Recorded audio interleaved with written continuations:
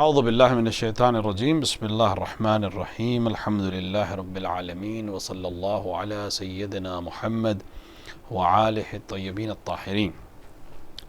اصول دین میں ہماری بحث اصول دین کے دوسرے جز یعنی عدل کے اوپر چل رہی ہے۔ عدل کے سلسلے میں ہم نے عرض کیا کہ عدل ایک ایسی بحث ہے جس میں مکتب امامیہ کا اختلاف ہے مکتب معتزلہ اور اشاعرہ سے۔ البتہ مکتب معتزلہ اب تقریباً ختم ہو چکا ہے، یعنی کوئی بھی اہل سنت اس وقت اپنے آپ کو معتزلی عقائد کے حساب سے نہیں کہتا، زیادہ تر اشعری ہیں، اور ان کا نظریہ ہم سے ایک حد تک نزدیک تھا عدلیہ کے سلسلے میں، یعنی وہ مانتے تھے اس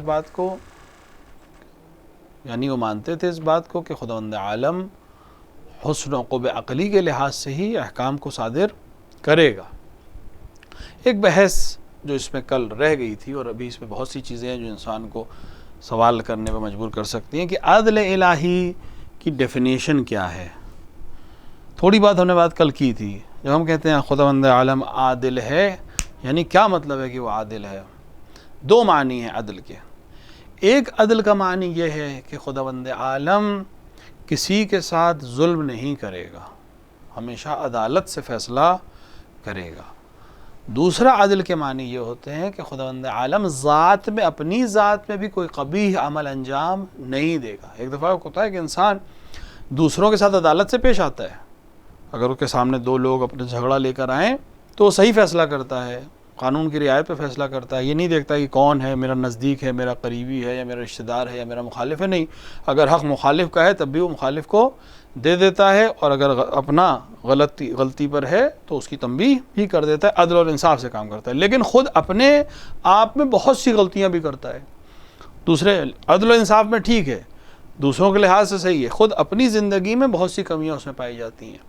یہاں جب ہم خدا کے کہتے ہیں خدا عادل ہے تو دونوں معنی میں ہے، یعنی وہ جب انصاف کے مقام پر آئے گا، قاضی کی حیثیت سے آئے گا، تب بھی عدل اور انصاف کا تقاضا رکھے گا اور کہیں پر ظلم نہیں کرے گا، اور اس کی ذات بھی تمام عیب سے منزہ رہے گی، کہیں سے بھی کوئی کمی اس کی ذات میں نہیں پا سکتی۔ یعنی خداوند عالم قدرت رکھتے ہوئے بھی کوئی بھی ایسا عمل جو ظلم ہو وہ انجام نہیں دے گا۔ ظلم کی بھی دو قسمیں، ایک دفعہ انسان ظلم کرتا ہے، کسی دوسرے سے کوئی چیز لے لیتا ہے، ایک دفعہ انسان ظلم کرتا ہے، کسی اور کو نقصان نہیں ہوتا، اپنی ذات کو اس کی نقصان ہوتا ہے، وہ بھی خداوند عالم کے لیے منزہ ہے۔ خدا نہ ایسا ظلم کر سکتا ہے نہ ذاتی ظلم کر سکتا ہے۔ ظلم کیوں کرتا ہے کوئی؟ ہم کیوں خدا سے عیب کو ختم کر دیں گے نہیں خدا ظلم نہیں کر سکتا؟ کیونکہ کوئی بھی شخص جب ظلم کرتا ہے تو عام طور سے دو وجہ سے کرتا ہے، یا ظلم اس لیے کرتا ہے، ظلم کوئی جب کرتا ہے، ظلم ان افراد کے لیے جو اردو نہیں پڑھ پاتے ہیں، ظلم یا اس لیے کرتا ہے کہ محتاج ہے، یعنی اس کو ضرورت ہے کسی چیز کی اور وہ اس کے پاس نہیں ہے، دوسرے سے چھین کے لے لیتا ہے۔ اس کے پاس نہیں ہے، دوسرے کے پاس مال ہے، وہ جائے اور اس سے قدرت کے ذریعے سے مال چھین لے، قدرت کے ذریعے سے حکومت چھین لے، زمین چھین لے، جائیداد چھین لے۔ تو محتاج ہے، یعنی اس کے پاس نہیں ہے لہٰذا دوسرے سے لے رہا ہے۔ محتاج اس معنی میں نہیں کہ اس کا ہاتھ پیر کٹے ہوئے، نہیں، محتاج اس معنی میں کہ وہ چیز اس کے پاس نہیں ہے۔ دوسرا ظلم کرتا ہے جہل کی وجہ سے، نادانی کی وجہ سے، نہیں جانتا ہے کہ یہ صحیح ہے یا غلط ہے، یہ فائدہ مند ہے یا نقصان دہ ہے، یہ ظلم ہے کہ نہیں ہے، علم نہیں ہے اس کے پاس، جانتا ہی نہیں ہے، نادان ہے، نتائج کو نہیں جانتا ہے، لہٰذا ظلم کر دیتا ہے۔ خداوند عالم یہ دونوں عمل انجام نہیں دے سکتا، کیونکہ نہ خداوند عالم محتاج ہے کسی چیز کا کہ اس کو اس چیز حاصل کرنے کے لیے کسی پہ ظلم کرنا پڑے، نہ ہی خداوند عالم جہل رکھتا ہے کہ کسی چیز کے بارے میں علم نہیں ہے لہٰذا وہ ظلم کر رہا ہے۔ نہیں، وہ عالم ہے اور ہر چیز کو علم کے ساتھ و ارادے اور اختیار کے ساتھ انجام دیتا ہے، لہٰذا نہ خداوند عالم جہل کی وجہ سے ظلم کر سکتا ہے، نہ احتیاج اور محتاج ہونے کی وجہ سے کسی چیز کی کمی ہے اس کے پاس، اس کمی کو پورا کرنے کے لیے دوسرے سے لے رہا ہے۔ خداوند عالم کے پاس کسی چیز کی کمی نہیں ہے، لہٰذا ظلم کے کوئی بیس ہی نہیں ہے جس کی وجہ سے وہ ظلم کرے گا، لہٰذا یہ چیز صفت خداوند عالم کے لیے صحیح نہیں ہے۔ اب جب عدل الہی میں ہم کہتے ہیں خدا ظلم نہیں کر سکتا، تو ہمیں ایک چیز سامنے نظر آتی ہے، ممکن ہے کسی کے ذہن میں سوال آئے کہ خداوند عالم جب ظلم نہیں کر سکتا تو پھر یہ جو زلزلے آتے ہیں، یہ طوفان آتے ہیں، بارش ہوتی ہے، فصلیں برباد ہو جاتی ہیں، لوگ مر جاتے ہیں، کیا یہ ظلم نہیں ہے؟ ایک انسان اس لیے مر گیا کہ زلزلہ آیا، ایک انسان اس لیے مر گیا کہ پہاڑ اپنی جگہ سے کھسک گیا، یہ تو کوئی سوائے خدا اور اس کی قدرت کے کوئی یہ کام نہیں کر سکتا۔ تو خدا نے یہ عمل کیوں انجام دیا جبکہ وہ عادل ہے، اور وہ عادل ظلم نہیں کر سکتا؟ تو اس کے نتیجے میں ایک انسان کے اوپر ہمیں لگ رہا ہے ظاہری طور پر کہ ظلم ہوا ہے۔ اس کے جواب میں آپ کیا کہیں گے؟ تقریباً وہی جواب ہے جو تمام علماء نے دیا ہے، لیکن اگر آپ کسی ایک شخص کو بیان کرنا چاہیں تفصیل سے تو آپ کو یہی چیز تھوڑا سا اور الیبوریٹ کرنی پڑے گی کہ خداوند عالم ظلم یا خدا ظاہری طور پر جو چیز ہمیں ظلم لگ رہی ہے وہ شاید ہم اس کو صحیح سے نہیں دیکھ رہے ہیں، یعنی ہمارا ویژن جو ہے وہ چھوٹا ہے، ویژن چھوٹا ہونے کی وجہ سے ہمیں وہ چیز ظلم لگ رہی ہے۔ جب ہم اس کو بڑے ویژن پہ دیکھیں گے، ہورزن پہ بڑھا کر دیکھیں گے تو ہمیں سمجھ میں آ جائے گا کہ یہ جو ظاہری چیز پہ ہمیں ظلم لگ رہا ہے یہ ظلم نہیں ہے۔ مثال کے طور پر ہم جا رہے ہیں، ایک بلڈنگ پرانی کوئی گرائی جا رہی ہے، ایک پرانی بلڈنگ گرائی جا رہی ہے، اس سے دھول بھی اٹھ رہی ہے، مٹی بھی اچھل رہی ہے، ایک ہنگامہ بھی ہے، سڑک بھی رکی ہوئی ہے، ایک ہنگامہ ہے۔ یا مثال کے طور پر سڑک کھودی جا رہی ہے، آپ کو چلنے میں مسلسل دشواری ہو رہی ہے۔ اب آپ کہیں یہ کتنا غلط کام ہو رہا ہے، کتنی پریشانی ہو رہی ہے۔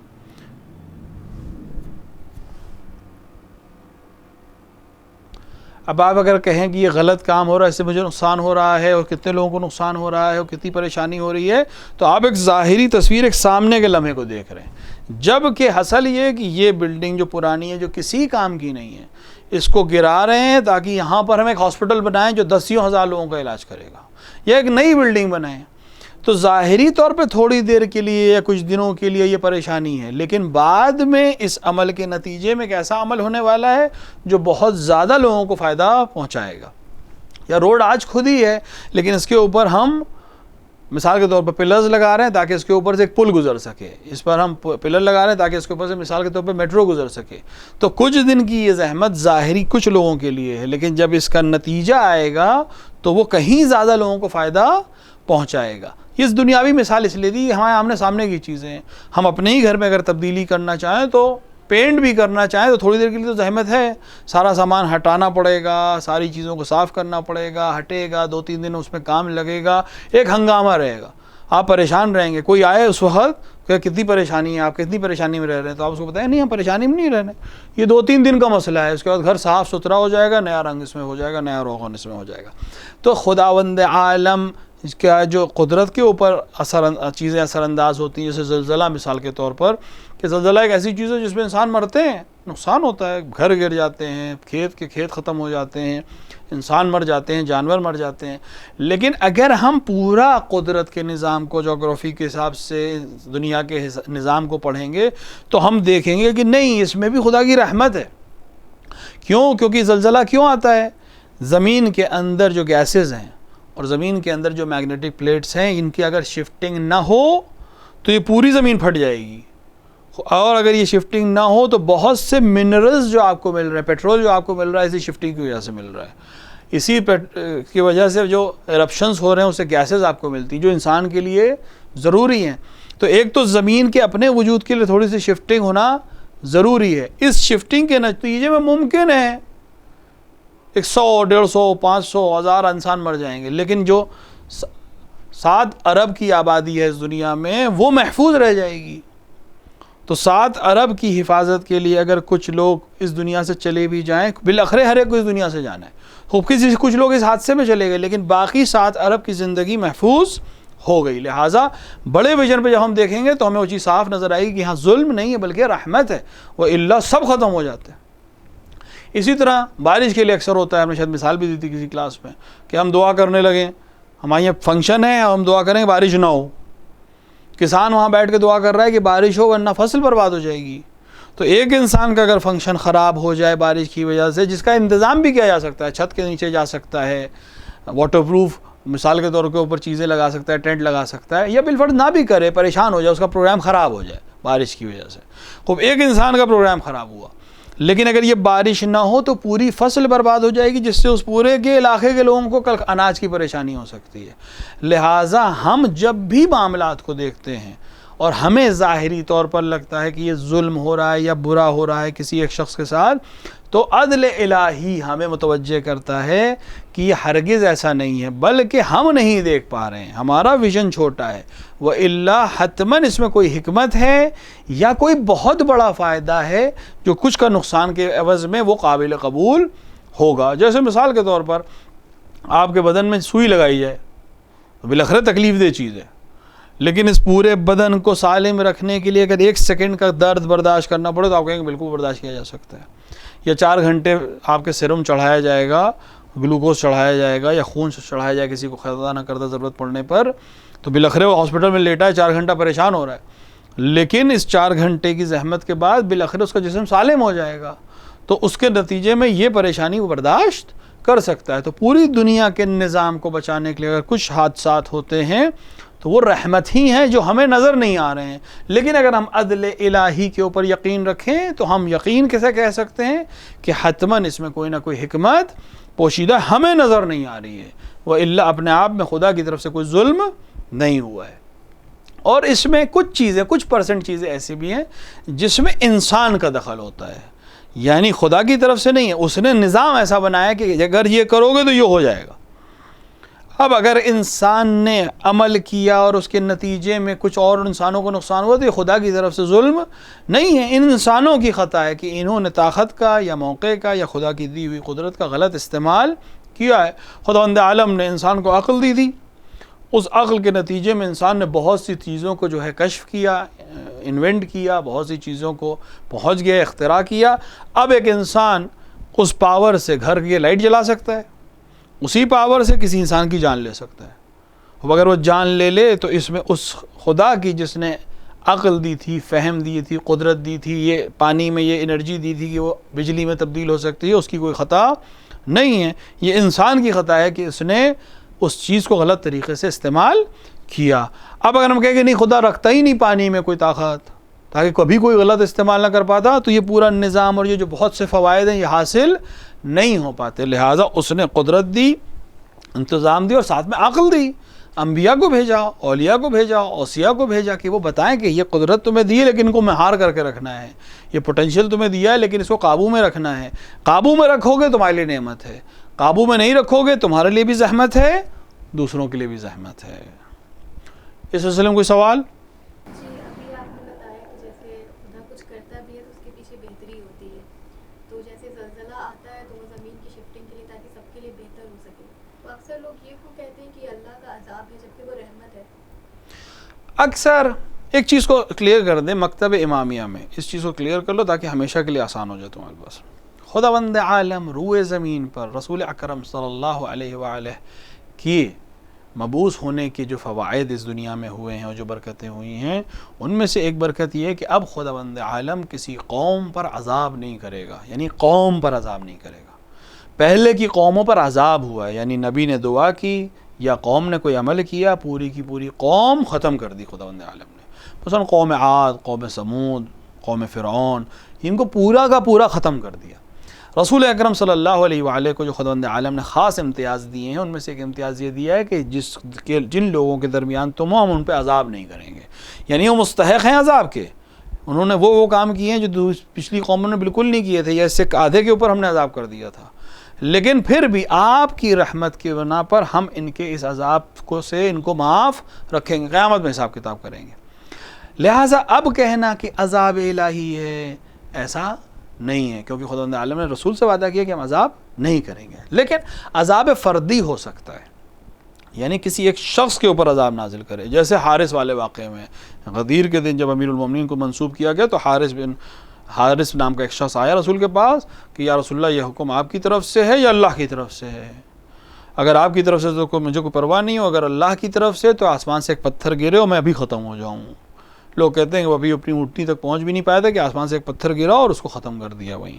تو یہ عذاب نازل ہو، لیکن اس نے خود طلب کیا تھا عذاب کو، اور فرد تھا، ایک شخص نے عذاب طلب کیا تھا، دوسرا کسی نے عذاب طلب نہیں کیا تھا. تو وہاں دست جمعی عذاب کی بات ہو رہی ہے. یہ جو ہم لوگ کہتے ہیں یہ ہماری زبان کے جملے ہیں، عذاب خدا کی طرف سے نہیں ہے، یا کلن سارے لوگوں کے اوپر عذاب نہیں ہے، یہ ایک طرح سے ہمیں متوجہ کرنے کے لیے ہے، تب بھی رحمت ہے۔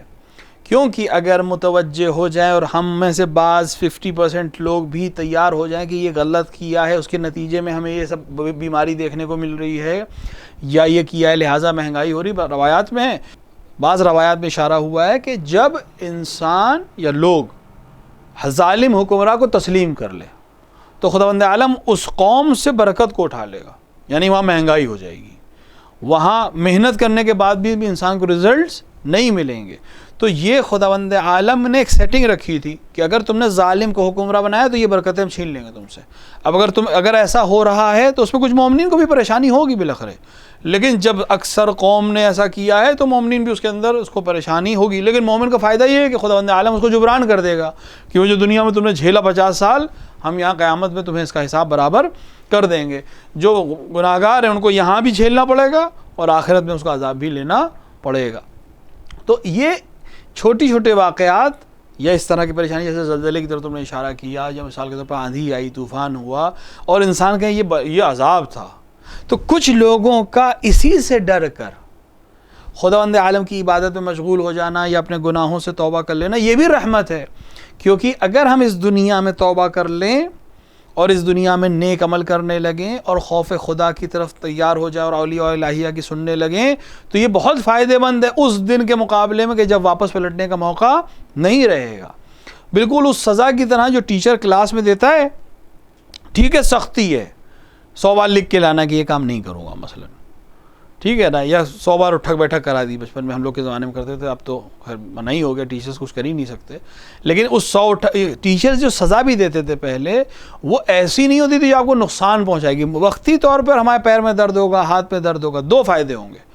عام طور سے جو پہلے فزیکل سزائیں دی جاتی تھی وہ ایسی دی جاتی تھی کہ انسان کو بعد میں اگر وہی چیز آپ باہر جا کے کریں گے تو وہ ایکسرسائز کہلائے گی۔ ایک شخص کو اس اٹھک بیٹھک کرنے کو کہا ہے، لیکن اگر صحیح سے دیکھا جائے تو وہ اسکواٹس ہیں، باہر اچھے خاصے لوگ لگاتے ہیں تاکہ ان کے پیر سالم رہیں اور اچھے رہیں، تو ٹھیک ہے اس نے سزا ضرور دی تھی، لیکن وہ ایسی سزا نہیں تھی کہ آپ کو نقصان پہنچائے گی، بالآخر بدن کی ورزش کرا رہی ہے۔ دوسرا فائدہ یہ اس سزا کا کہ یہاں کلاس میں سزا دینے کا فائدہ یہ کہ اب درس صحیح سے پڑھے گا، کل اصل امتحان میں اس کو نقصان نہیں ہوگا، یا زندگی میں رشد پانے کے لیے اس کو نقصان نہیں ہوگا۔ تو اسی طرح ایک شفیق استاد کی طرح یا ماں باپ کی طرح جو بچے کو تھوڑی سی تنبیہ اس لیے کرتے ہیں کہ بعد میں بڑا نقصان نہ ہو، خداوند عالم کی طرف سے وہ عذاب کی شکل میں آئی ہوئی بلا بھی رحمت ہے اگر مومن متوجہ ہو جائے۔ مومن کے لیے رحمت ہے، مشرک کے لیے، منافق کے لیے وہ عذاب ہی ہے، دنیا میں بھی عذاب ہے، آخرت میں بھی عذاب ہے، لیکن مومن چونکہ متوجہ ہو جائے گا لہٰذا اس کے لیے رحمت ہی ہے کہ وہ سمجھ جائے گا کہ کچھ غلطی ہو رہی ہے، لہٰذا وہ اپنے آپ کو صحیح کر لے گا۔ جیسے بعض لوگ ہیں وہ اتنے دیندار ہیں کہ اگر مثال کے طور پر ان کی نماز شب قضا ہو جائے تو فوراً حساب کتاب کرنے لگتے ہیں کہ میں نے کون سا کام گڑبڑ کیا ہے کہ میری نماز شب قضا ہو گئی۔ بعض اس کی طرف متوجہ نہیں ہوتے لیکن بعض متوجہ ہوتے ہیں۔ تو عمل انسان جو واقعاً عامل ہو وہ متوجہ ہو جاتا ہے، ایک چھوٹی سی غلطی بھی اسے متوجہ کر سکتی ہے، اور جو نظر انداز کرنے والا ہے وہ بڑے سے بڑے معاملات اس کے سامنے ہو جائیں وہ متوجہ نہیں ہوتا۔ تو یہ عیناً عدل الہی ہے کہ وہ تمہاری چھوٹی سی غلطی کو بھی تمہیں یاد کرا دے کہ تم سے غلطی ہوئی ہے، تو نتیجے میں ایک مومن کے لیے وہ رحمت بن جاتی ہے کہ یہیں ٹھیک کر لو، آخرت پہ بات نہ جائے۔ کیونکہ اگر خداوند عالم اس دنیا میں کسی چیز کی سزا دے دے تو آخرت میں عدل کے خلاف ہے کہ دوبارہ اسی چیز کی سزا دے۔ آپ کورٹ میں گئے، مثال دے رہے دنیاوی، کورٹ میں گئے، وہاں کوئی عمل کے نتیجے میں جج نے ایک سزا سنا دی مجرم کو، اب جب اس کو سزا مل گئی تو اب دوبارہ اسی جرم کے لیے اسی شخص کو سزا کوئی بھی کورٹ نہیں دے گا کہ نہیں جو کورٹ نے سزا دینی تھی دے دی، اب ہمیں دوبارہ سزا نہیں دیں گے۔ تو دنیا کی عدالت ہے، یہ برسے کہ جو خداوند عالم ہے کہ اگر دنیا میں اس کو سزا دے دی، چاہے معصوم نے دی ہو اور چاہے خدا نے عذاب کے ذریعے سے دی ہو، اب اس گناہ کے لیے قیامت پہ سزا نہیں دی جائے گی۔ تو خداوند عالم اگر دنیا میں سزا دے رہا ہے تو بھی رحمت ہے، کیونکہ بالآخر یہ سزا 50 سال میں، 60 سال میں، 70 سال میں، 100 سال میں ختم ہو جائے گی۔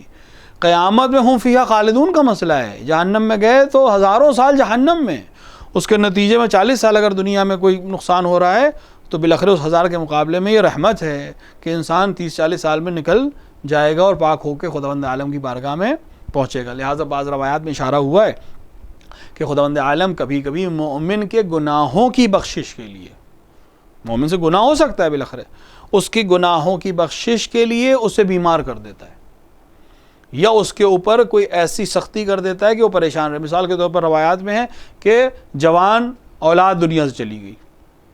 روایات میں ہے کہ جوان اولاد، اگر مومن کی جوان اولاد دنیا سے جائے تو یہ خدا کی رحمت ہے کہ اس کے گناہ جو اس نے کیے ہیں اس کی وجہ سے گیا نہیں ہے، مرا نہیں ہے بچہ، لیکن یہ جو گناہ تم نے کیے تھے اور اب ہم نے تمہیں سختی میں مبتلا کیا کہ تمہاری اولاد تم سے چھین لیجیے، جو درد اور کیفیت تمہاری گزر رہی ہے اس درد کے عوض میں تمہارے ان گناہوں کو ہم بخش دیں گے. یا سخت بیماری میں مبتلا کر دے مومن کو، اس سخت بیماری کے کرب میں دوا کھا رہا ہے، بستر پہ لیٹا ہے، عبادت صحیح سے انجام نہیں دے پا رہا ہے، جتنی بھی پریشانی اسے ہو رہی ہے خداوند عالم مومن کے نام اعمال سے اس کے گناہوں کو کم کر دے گا. لیکن اگر برعکس ہو، مومن نہیں ہو، مشرک ہو، کافر ہو، تو یہ عذاب کی شروعات ہے یہاں بھی اور وہاں بھی. یہ خداوند عالم کی عدل کا تقاضا ہے، جو غلط ہے اس کو دنیا میں بھی سزا ملے اور آخرت میں بھی سزا ملے. جو صحیح ہے اگر اس کو کچھ سختی یہاں برداشت کرنی پڑے تو اس کا اصل اور اجر وہاں قیامت میں اس کو عطا کر دیا جائے. عدل اور انصاف دونوں ایک ہی چیز ہے یا پھر الگ الگ ہے؟ جب ہم دنیا کے لحاظ سے بات کرتے ہیں عدل اور انصاف میں کبھی کبھی دونوں ایک ہی میننگ میں استعمال ہوتا ہے. یعنی ہم جیسے بہت سے ورڈز ایسے ہیں، ہم کہیں عدل و انصاف، ٹھیک ہے،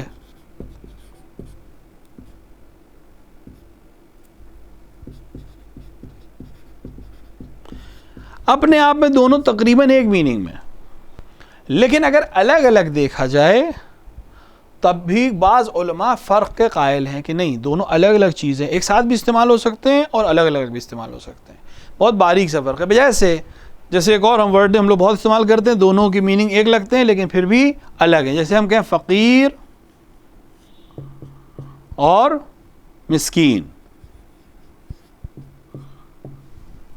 میننگ فل میں ہمیں لگتا ہے کہ دونوں ایک ہیں، فقیر بھی وہی چیز ہے اور مسکین بھی وہی چیز ہے. لیکن علماء کہتے ہیں ادب کے کہ اگر فقیر اور مسکین ایک ساتھ استعمال ہو تو ایک میننگ میں دے رہا ہے، یعنی سبرات غریب لوگ ہیں جن کے پاس کھانے پینے کو نہ ہو. لیکن جب ہم الگ الگ استعمال کریں، مثلا ہم کہیں یہ فقیر کے لیے ہے، یہ پیسے جو میں نے نکالے میں نیت کروں کہ میں فقیر کو دوں گا، تو فقیر کی ڈیفینیشن الگ ہے. اگر میں نیت کروں کہ یہ پیسے میں مسکین کو دوں گا تو فقہ کی نظر میں مسکین کی ڈیفینیشن الگ ہے. اگر میں کہوں نہیں میں فقیر اور مسکین کو دوں گا تو پھر کوئی بات نہیں، کسی کو بھی دے سکتا ہے. لیکن اگر اس نے کہا کہ میں فقیر کو دوں گا تو فقیر کی ڈیفینیشن الگ ہے، اگر کہے مسکین کو دوں گا تو مسکین کی ڈیفینیشن الگ ہے. فرق کیا ہے؟ فقیر کہتے ہیں وہ جو ما یحتاج، یعنی جس کے پاس نہ ہو اور وہ لوگوں سے اظہار بھی کرے کہ میرے پاس نہیں ہے. دروازے پہ آیا میرے اللہ کے نام پہ میری مدد کر دے، مولا کے نام پہ میری مدد، یہ فقیر بھی ہے اور اظہار بھی کر رہا ہے اپنے فقر کا. مسکین اس کا اپوزٹ ہوتا ہے، یعنی اس کے پاس ہے نہیں لیکن وہ زبان سے بیان نہیں کرتا. سفید پوش افراد جن کے پاس گھر میں نہیں ہے لیکن وہ پڑوسی کو بھی بتانا نہیں چاہتے کہ ہمارے پاس نہیں ہے. لہٰذا خداوند عالم نے یا ائمہ علیہ السلام نے حکم دیا کہ فقیر و مسکین دونوں کی خبر گیری کرو.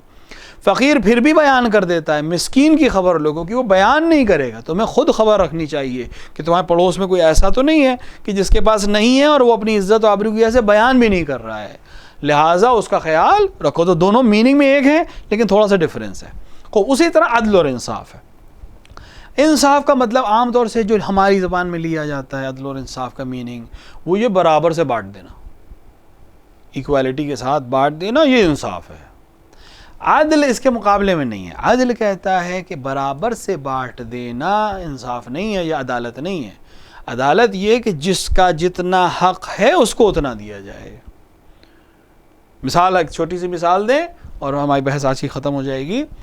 امیر المومنین علیہ السلام کے زمانے حکومت میں دو لوگ سفر کر رہے تھے. سفر کرتے کرتے وہ جگہ رکے کھانا کھانے کے لیے. جب وہ دونوں کھانا کھانے کے لیے بیٹھ گئے ایک تیسرا شخص آ گیا. سلام علیکم. وعلیکم السلام. آئیے ہمارے ساتھ کھانا کھائیے. وہ بھی بیٹھ گیا، مسافر تھا، بیٹھ گیا. اس کے بعد اپنا کچھ نہیں تھا. ان دونوں نے اپنا کھانا اس کے سامنے رکھ دیا کہ آپ کھائیے. ایک شخص کے پاس 5 روٹی تھی، ایک شخص کے پاس 3 روٹی تھی. تو کتنی روٹیاں ہوئیں؟ 8 روٹیاں ہوئیں. اس شخص کے پاس تو کچھ بھی نہیں تھا، تینوں نے مل کر یہ کھانا کھایا. جاتے وقت اس شخص نے 8 درہم نکال کر ان کو دیے اور شکریہ کر کے چلا گیا کہ آپ لوگوں نے مجھے کھانا کھلایا، یہ 8 درہم آپ کی خدمت میں. تو جو شخص کے پاس 5 روٹیاں تھیں اس نے 5 درہم خود رکھ لیے، اور جس کے پاس 3 روٹیاں تھیں اس کو 3 درہم دے دیے کہ تمہاری 3 روٹیاں تھیں، 3 درہم تمہارے، میری 5 روٹیاں تھیں، یہ 5 درہم میرے. اس نے کہا نا یہ تھوڑی نہ ہوگا، ہم لوگوں کے برابر سے شریک ہوئے ہیں، 4 میرے 4 تمہارے. کہا ٹھیک ہے، ہم لوگ فیصلہ امیر المومنین سے کرائیں گے، کوفے پہنچیں گے، امیر المومنین سے کرائیں گے، اب تب 8 درہم رہنے دو. امیر المومنین کے پاس پہنچے، عدل اور انصاف، امیر المومنین کے پاس پہنچے. امیر المومنین نے کہا کہ یہ جتنا تمہیں دے رہا ہے، 3 والے سے کہا جتنا تمہیں دے رہا ہے لے لو، اگر میں نے فیصلہ کیا تو تمہارا نقصان ہوگا، ابھی یہ جتنا دے رہا ہے لے لو. اس نے کہا نہیں مولا فیصلہ آپ کریے، نقصان ہوگا تب بھی کوئی بات نہیں. تو امیر المومنین نے کہا ٹھیک ہے، پھر 7 اس کے اور 1 درہم تمہارا. کہ مولا آپ کا فیصلہ قبول، لیکن کیسے؟ امام نے فرمایا، امام اس کو اس لیے بیان یہاں پہ لکھے دینے تاکہ ایزی ہو جائے، اگر بعد میں بھی لوگ دیکھیں تو ان کی سمجھ میں آ جائے. امام نے فرمایا کہ کل روٹیاں کتنی تھیں؟ کل روٹیاں 8 تھیں، ٹھیک. کھانے والے کتنے تھے؟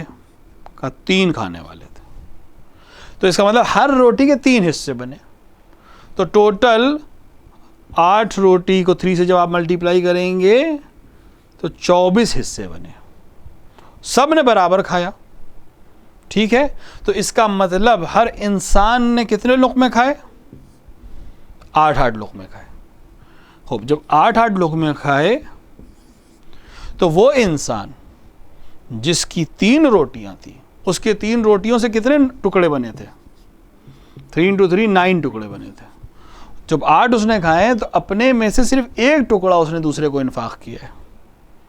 جس انسان کے پاس 5 روٹیاں تھیں اس کے پاس 15 ٹکڑے تھے، اس نے 15 میں سے 8 کھائے تو اس کے 7 ٹکڑے دوسرے نے کھائے، اس کا 1 ٹکڑا دوسرے نے کھایا. لہٰذا امام نے فرمایا کہ 7 اس کے جس کے 5 روٹیاں تھیں، 1 اس کا جس کی 3 روٹیاں تھیں.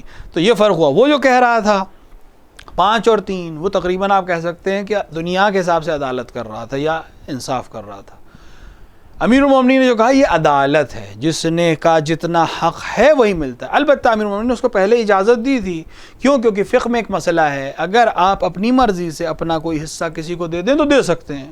لہٰذا امیر المومنین نے کہا تھا اگر اسی پہ راضی ہو جاؤ تو صحیح ہے یہ فیصلہ، کیونکہ یہ راضی ہے، خود سے تمہیں دے رہا ہے. لیکن اس نے کہا نہیں، جو حق اور انصاف ہے وہ. تو پھر امیر المومنین نے کہا حق اور انصاف یہ ہے کہ تم نے جتنا انفاق کیا ہے اتنا ہی ملے گا. تم نے کل ملا کر 1 ہی ٹکڑا انفاق کیا ہے اور اس نے 7 ٹکڑے انفاق کیے، لہٰذا 8 میں سے 7 اس کا حق ہے، 1 اس کا حق ہے جس نے کم دیے ہیں. تو یہ ہے عدالت اور انصاف کا فرق. خدا بند عالم عدالت کرے گا. اسے اس سے مطلب نہیں ہے کہ کس انسان نے 10,000 روپے صدقے دیے اور کس انسان نے 1 روپیہ صدقہ دیا. 10,000 روپے ممکن ہے دینے والے کا اجر کم ہو جائے اور 1 روپیہ دینے والے کا اجر زیادہ ہو جائے. کیسے؟ مثال کے طور پہ ایک انسان کے پاس 1 لاکھ روپیہ ہے اور اس نے 10,000 روپے انفاق کر دیا. اب دکھنے میں 10,000 روپے بہت بڑی چیز ہے، لیکن اصل میں 10,000 دینے کا مطلب کتنا ہوا؟ 10%، کیونکہ اس پاس 1 لاکھ تھا. اور ایک شخص ہے اس کے پاس صرف 1 روپیہ تھا اور اس نے وہی 1 روپیہ اٹھا کے فقیر کو دے دیا.